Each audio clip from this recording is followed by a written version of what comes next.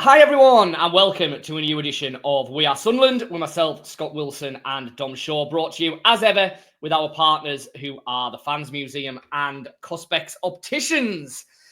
Well, Dom, it's been another week, hasn't it? Signings, friendlies, confirmation from Regis Labris of who's going, who might be going, who's staying, off to Portugal. How was your summer? It's busy. You can tell it's one of those summers, isn't it, where before we started recording there, we had to remind ourselves as to what had happened before the last one, because it does feel like all the days and weeks, there's just so much is going on, doesn't it? And yeah. I think we've said this before. I can't remember whether we've said it on the pod or just whether we've chatted about it. But I've found, like, when I've had a couple of days off, so I was off Monday, Tuesday this week, and when you come back in, like, it feels like you've missed so much, just because things seem to be like happening and developing so quickly. You see names, and you're like, "Where's this one? Where's this one come from?" It's been one of those summers, hasn't it? Great, really exciting, isn't it? I don't think Fabrizio Romano, effectively becoming Sunderland's press officer, had been on most people's tick list at this time last year, had it? But yeah, it's that's certainly a Twitter feed that we've been all over. Let's just say. I wouldn't care.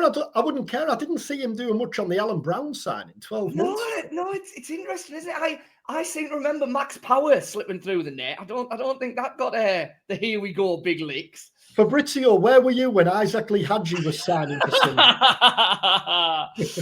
Right. Before we properly get stuck into it, we always say this, but it is a massive help to us. If you're watching on the YouTube, then please do like and subscribe. Leave us a comment. Great to hear from you. If you're listening on the various podcast platforms, that is a mouthful. Rate and review, and you'll see if you're watching the banner going along the bottom. Subscribe to our stuff on the Northern Echo website, if at all you can. All the latest Sunderland stuff on there, and that'll carry you all the way through pre-season, all the way through the season itself.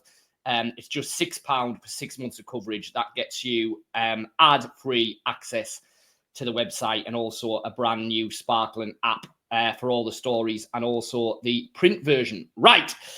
Signings, Dom. So since the last video, I'm pretty certain Ronaldo has been confirmed. Chemsdean Talby is in. Simon Adingra is in. So 3 more confirmed signings since I think we were last chatting. Let's take them one by one. Let's actually start with Adingra, because that was the news that was just kind of breaking, I think, as we did the last vid. A player that Sunderland went for, obviously, in January as part of the Tommy Watson negotiations. Couldn't happen then. Everything collapsed. But Sunderland have clearly still felt all the way through that regardless of what was going on with Watson, Adingra was a player that they wanted. Did really well at times with Brighton, never probably quite firmly established himself. But I don't know if you saw, there was a piece we ran on the Echo website over the weekend, speaking to Brian Owen, who's the main Brighton writer down there for their main paper, the Argus. I thought that was really interesting. He was basically saying that Adingra's big problem there was that he effectively plays in the same place as Kaoru Matoma, who is seen as untouchable, really, at Brighton. So a lot of the time, Adingra was having to switch around and never really got to play in his preferred position. It's going to be interesting to see how he's used at Sunderland, isn't it? It is, yeah. And the wide areas, we touched on this last week, were areas that needed strengthening, weren't they? Romain Mundle, as effective as Mundle was when he played last season, he missed a large chunk of the season. There's a bit of kind of uncertainty surrounding Mundle's contract situation that seems to have come back into the news in the last week or so. I'm sure Sunderland will be desperate to tie him down. He's been a really good signing, Mundle, hasn't he? In the 18 months he's been at the club since he joined to replace Jack Clark ahead of Clark going. But they needed that was an area that desperately needed strengthening. And in Talby and Adingra, you've now got 4 strong wide options. I think the beauty with Adingra is, and where he's different to the other signings Sunderland have made, is he comes with Premier League experience. As you say, very much a long-term target. Sunderland wanted him in January. When it became clear that wasn't going to happen, Brighton clearly didn't budge on Tommy Watson and came back in for Tommy Watson a couple of months later. But what we didn't know until a couple of weeks ago was Sunderland were very much the same with Adingra. And for all we know, this might well have been a deal that was done a few months ago. Kind of in a gentleman's agreement sort of thing. It would, I think clearly with the money Sunderland are spending, it needed Sunderland to win promotion. And when Sunderland did win promotion, we now know that was a target they will have revisited straight away. And I think it's a really exciting signing. I think Sunderland are going to see the best of Adingra. I think they'll benefit from him having worked with the players he's worked with at Brighton. Brighton have got really exciting attacking wide players, haven't they? He can only have benefited from his time there, from the development we see of players at Brighton and how much players come on. And I think he will come to Sunderland now, ready to kind of kick on and make his way as an established Premier League starter. I thought it was interesting. I know you can sometimes read a bit too much into these things, but I did think it was interesting that when Sunderland put the squad list out for their trip to Portugal, which we'll be talking about later on in the vid, they referenced Adingra and Talby as forwards rather than midfielders. Now, I know, listen, that's by the by, really, but it probably, it lends itself to the suggestion that we're perhaps looking at a return to a pretty out-and-out 4-3-3, which it always has felt like is Labrí's go-to formation, really, the one he really trusts the most. Obviously, a bit of this will depend on who Sunderland end up bringing in as a striker, a more central striker, because there's going to be one of them comes through the door before the end of the summer. That's what all the suggestions, are leading towards. But it already kind of feels like maybe Adingra and Mundle for the left, Talby and Roberts for the right. And you've got there real competition. You've got a good blend of exciting youngsters who have come in up against players who were a big part of what Sunderland achieved last season. Well, I think where it'll be fascinating is what does Sunderland's strongest starting 11 look like in early October? Yeah. When we're a couple of months into the season and players, the signings, Diarra, Siddiqui, Talby, all those players have had chance just to find their feet in the Premier League a little bit. And clearly, there will be injuries and there will be issues that force Labrí's hand. But what was clear last year, wasn't it? A couple of months into the season was, if everyone's available, we already had a good idea at that stage what Labrí's strongest 11 was. Will that still be the case in the Premier League, or will it actually be a little bit more of a horses for courses approach? But because he's clearly going to have so many options. I mean, we'll talk about Xhaka, but how many options is he going to have in midfield, for example, if they sign one more? You've got Mayenda and Isidore up front. Abdullahi, who, again, we'll talk about, look good again. I know it's only Shields, but look good in the friendly, plus potentially one more.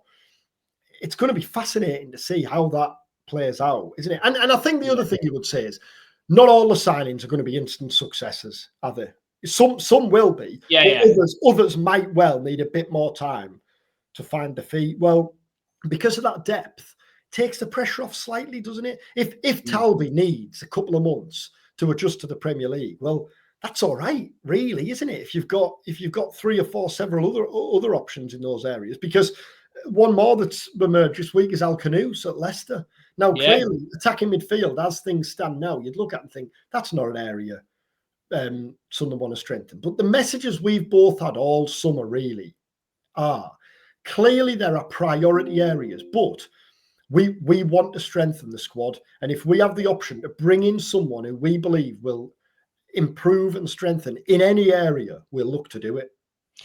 Let's just touch on Ronaldo, though, because, he is in some ways an outlier, isn't he? Just because of his age, the fact that he is a free agent. Now, clearly, there'll be big wage commitments, given that he's come from Atletico Madrid, where he'd spent 4 years previously. But I think when we talked about him earlier, we'd maybe linked it in with the fact that Dennis Serkin's contract is, somewhat up in the air. He's into his last year. There was suggestions of interest from Spurs.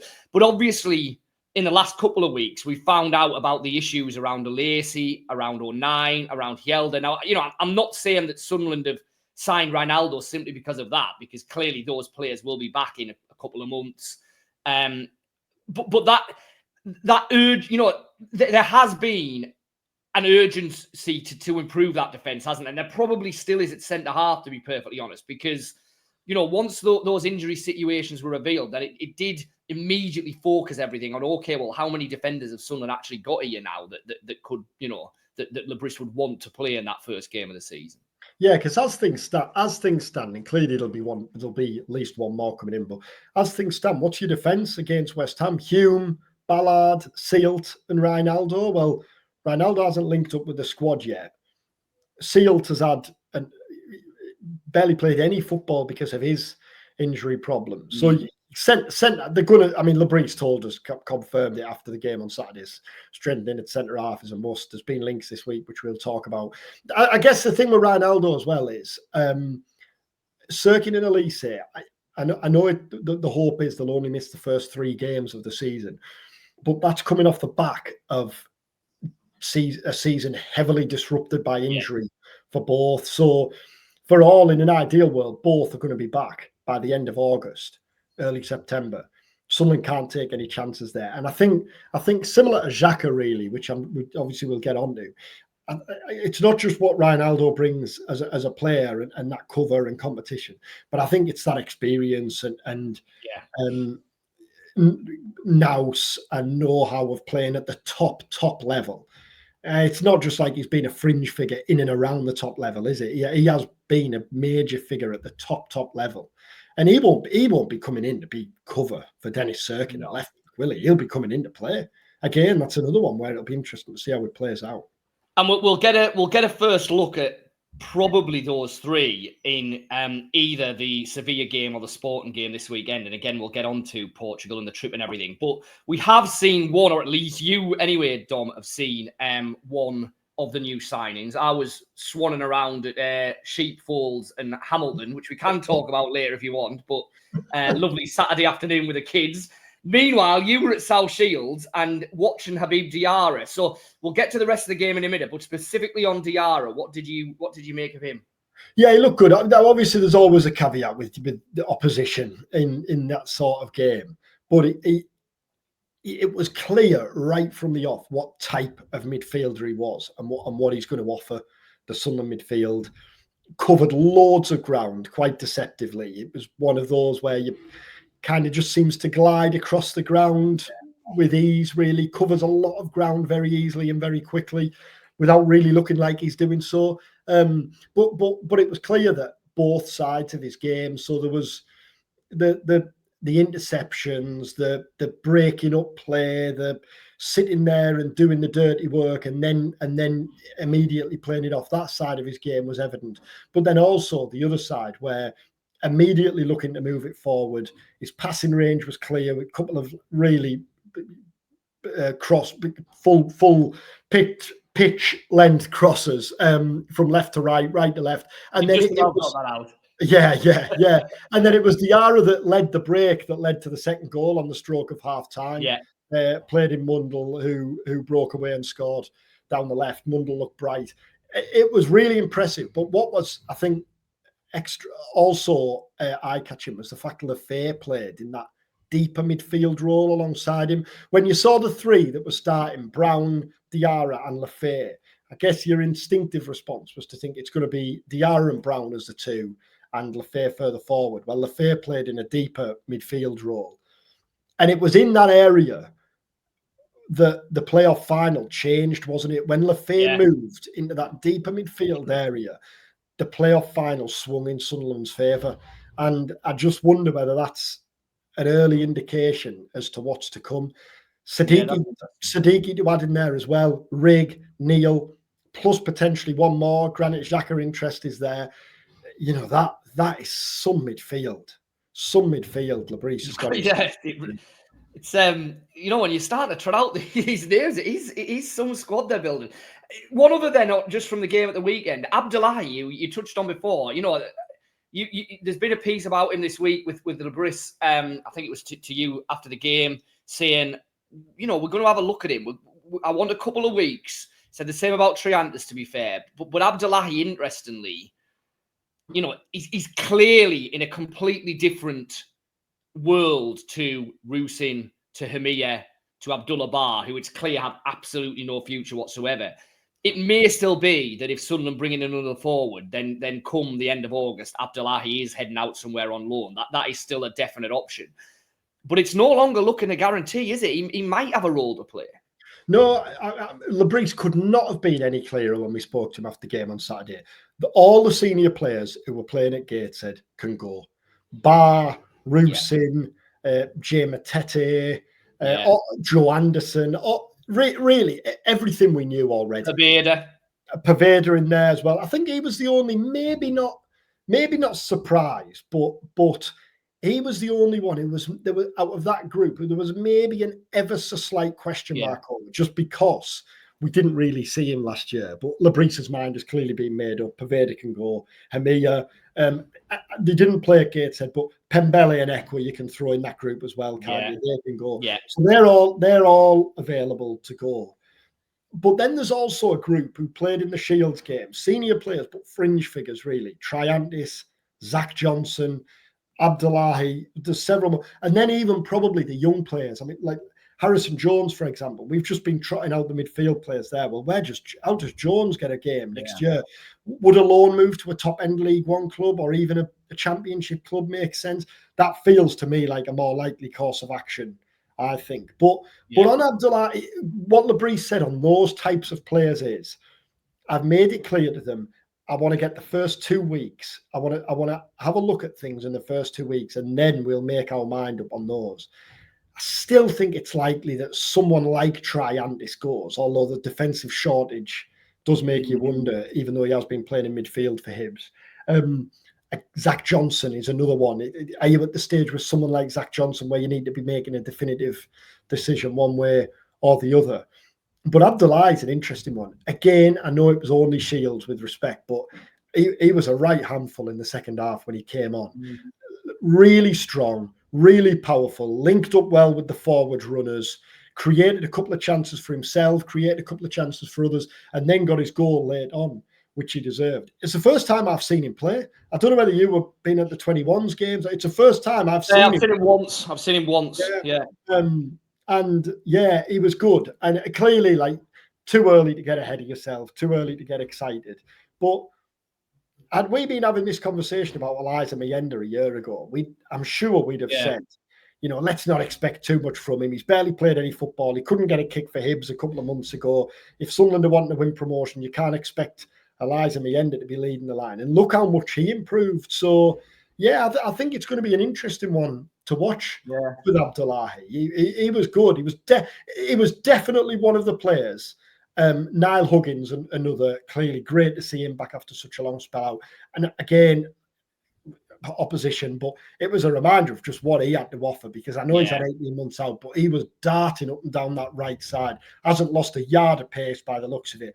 Like, what a good player he is. What a boost it is to have him back. No wonder Sunderland haven't been linked with any right backs this summer when you think you've got Huggins coming back to rival. Yeah, and to be fair, that's interesting, because we've been saying all the way through, haven't we? Hume's really the only option, because, with the greatest one in the world, you kind of forgot about Huggins. I mean, and to be fair, he there were times when he was playing at centre half, he didn't really look great at centre half. It's got to be said, he always looked better at right back. But okay, so what about the Xhaka stuff? What have you made of that then this week? Xhaka, I was just going to say. Yeah.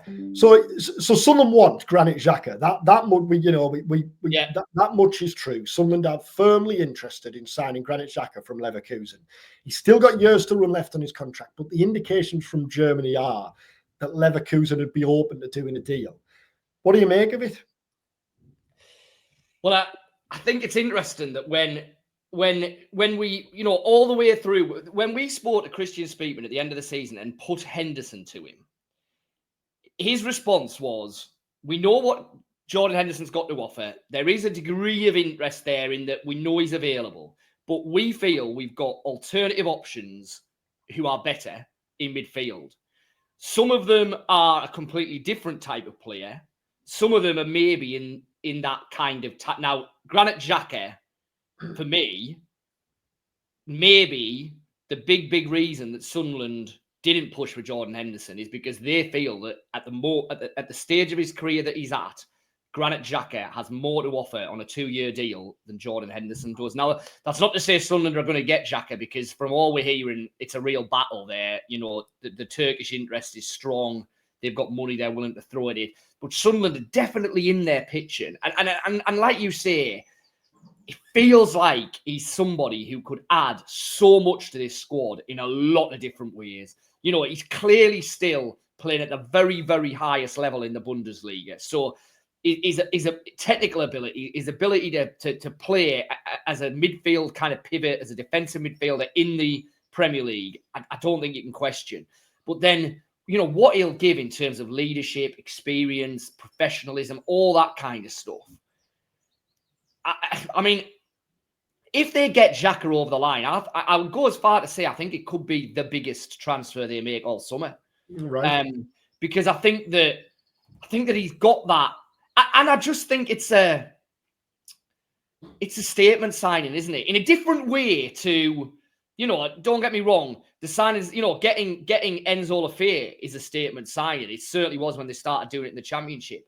The interest that there was in Diarra and Siddiqui, absolutely. But Xhaka just feels like it's a different level, doesn't it? It's a different level. Now, I know you're not signing absolute prime Granit Xhaka. He's not leaving Arsenal at the peak of his career to come to Sunderland. I fully accept that. But I still think it's another sign of the level Sunderland are now at, and the ambition that they've got and what they want to do. And it's more evidence of the kind of joined up thinking that we've seen this summer, that, you know, we are putting a squad together here. And as Speakman has said all the way through, you need a bit of different stuff in the Premier League than you do in certainly League One and the Championship. I think it would be a really interesting, I think it would be an exciting signing. What we don't know clearly is what Granit Xhaka's thinking on this. Well, there's the most obvious statement I'll ever try. But there has been no Fabrizio Romano probably knows. Get him on. No real indication yet as to kind of no. Xhaka's preference.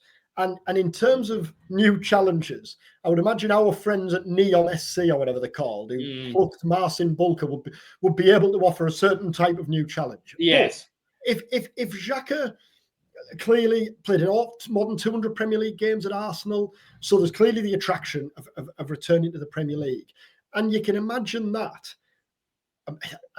Maybe this is just wishful thinking from a Sunderland perspective, but at the stage of the career he's at, the idea of coming in and helping nurture an exciting group of midfielders like Diarra, like Siddiqui, like Rick, is a different sort of challenge for him, isn't it? And one that you could imagine will appeal. I can imagine Sunderland are very much pitching it like that. Well, you'd like to think so, wouldn't you? I mean, just let me check. What age is he? He's still the Swiss captain as well, don't forget, isn't he? Which, you know, there's a World Cup next summer. Now, I know, you know, Switzerland will probably almost certainly pick Granit Xhaka wherever he's playing. But if he's thinking next summer is my last big hurrah as captain of Switzerland, I know they've still got to qualify, all of that, but you'd like to think that would be another nudge to, well, do I want to go, you know, again, listen, this is a bit unfair because Al Hilal beat Man City at the, you know, we going through the motions in the Saudi League is probably unfair. I do not watch Saudi League football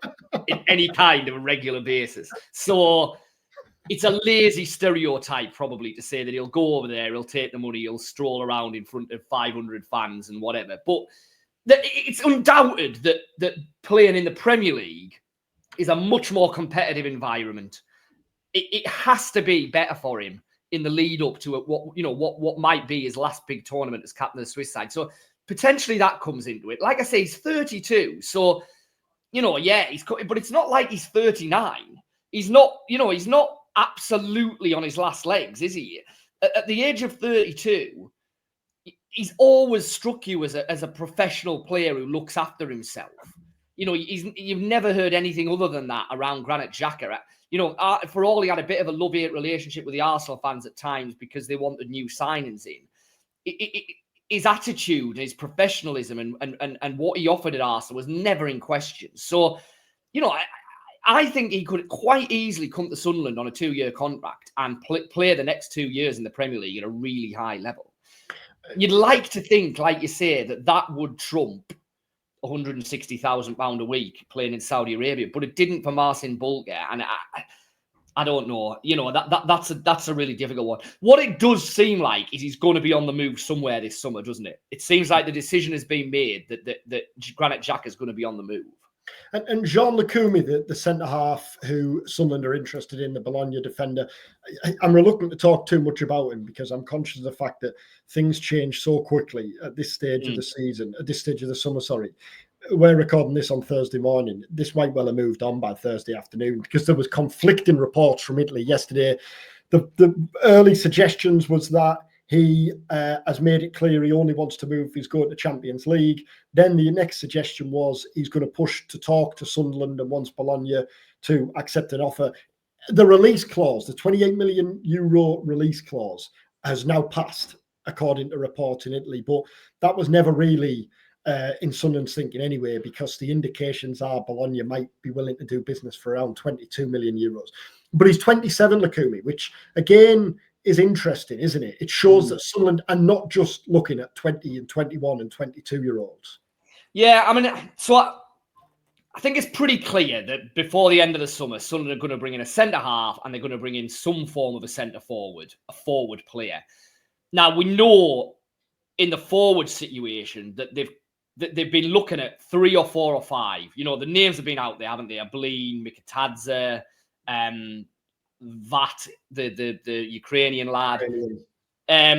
So it felt like a couple of weeks ago, Sunderland were just feeling the water with a range of different forwards. Can we get them? How much are they going to take? What, that's the price you're quoting us now. Where's the wriggle room? Where is the room for negotiation? It feels like this week that's been going on to a degree with defenders because strong suggestion has been that while Lacumi's name is out there, he's not been the only centre-half that Sunderland have been investigating this week. Now, again, I think on both of those fronts, Sunderland are in a position where there's going to have to be some pretty hard negotiating on all of those deals because, it feels like Sunderland are being quoted prices on players that they feel at the minute is quite a bit above their valuation of those players or what they want to pay. I strongly feel that that's why nothing's happened forward-wise at the minute, because at the minute Sunderland are in a bit of a waiting game to see what happens with those prices and if things become what they feel is a bit more realistic. To a degree, we might see that with a centre-half, but I think the difference with a centre-half, as you've alluded to, is you really need one before the start of the season. Yeah. If Sunderland have to wait until the last week of the window to bring in a forward, it doesn't feel like that's the end of the world, does it? Isidore, Mayenda, arguably have more than earned the chance to have a go in the first few games of the season. You've got the variety of forward players that we've talked about who can move around, who can form a front three. Centre-half, because of the injury situation, feels much, much more pressing. So I think that is where the real focus is going to be for the next 7 days. Xhaka's different because, that those talks are ongoing. That could happen fairly quickly. I strongly think that the next player that comes in will be a centre-half. Will it be Lacumi? I don't know, because like you, it's been really hard to get a proper handle on what's actually going on there in the last week. There's been so much stuff flying around. But I don't think he's the only centre-half Sunderland are looking into. And I've said a few times on this video about the opposition shields and obviously how you can only read so much into a game against National League North opposition. Well, this weekend will be different because it's Sevilla and Sporting for Sunderland. By the time we next speak next week, they'll have played both of those friendlies and then they'll be preparing for the game at Hearts that you're at. Again, you can only read so much in to friendlies against any opposition. But that will tell us a little bit more, won't it, about Sunderland playing games of that quality. It will. I mean, we're not at the stage yet where you have to really pay any attention to results, I don't think. But what it will be interesting is how the new signings are fed into this, where they play, how much they play. Are we still going to be at the point in these 2 games where it's 45 minutes one team, 45 minutes the next? Probably will be, won't it? Because 2 games in 3 days, you're going to have to use the whole of the squad and mix it up an awful lot. But I still think it'll be a little bit interesting to see where the new signings start playing, what positions, who plays with who, all that kind of stuff. I think once we get to Hearts, I'm not saying that we'll start to see the first team or anything like that, but I think by the time we get to Hearts, we'll probably be starting to see 60 minutes, some players getting 75 minutes, maybe an odd player playing a full 90. And I think we will then start to get a bit more of a solid idea, because what are we then? 3 weeks out from the start of the season? Yeah. It's getting nearer then, isn't it? And just before we wrap up, time for a weekly entertainment slot. How was Hamilton? It was very good. It was very good. Yeah. I mean, I don't mind going to a musical and the theatre and all that. I quite like it. I've got 2 girls. They are into their football to a degree. They've been getting into Lionesses a bit, but one's massive into dance. So she's just dance, musicals, all that kind of jazz. So I've kind of seen a few. It's definitely one of the better ones. And the Empire's a class theatre. Like, it's a lovely theatre. What was funny though was, without going into it too much, because nobody cares about my life, I'm sure, but we did go to Sheepfolds for like a quick pint, a bite to eat and all that at lunchtime. We were at the matinee last Saturday afternoon. It was like the hottest day in the country, wasn't it? 35 degrees in London, all of this. Anybody who was in Sunderland last Saturday lunchtime will know exactly what I'm saying. Incredible sea fret. So my 2 girls, we're there. No, you'll just want shorts. You'll just want, don't be stupid. Hot chocolates, shivering round the. We nearly went and asked them to put the heaters on. That's one of the great reviews. That can be the review under the poster outside the theatre. Definitely one of the better ones. Scott Wilson. Yeah. Absolutely. Well, thanks for watching. Thanks for listening. Thanks for joining us. As ever, as Scott said at the start, if you can subscribe to the channel below, if you don't already, that's great. And do rate review on your podcast platform. And that offer is just running across the bottom of the screen there. It's just £6 for 6 months of coverage at the Northern Echo, which will obviously see us through the rest of the summer, rest of the pre-season, the rest of the transfer window, and well into the Premier League season. Just £39 for a full year. So we appreciate your support there as well. And we'll be back next week after 2 more Sunderland friendlies and looking ahead to that Hearts game on our next edition of We Are Sunderland. Take care.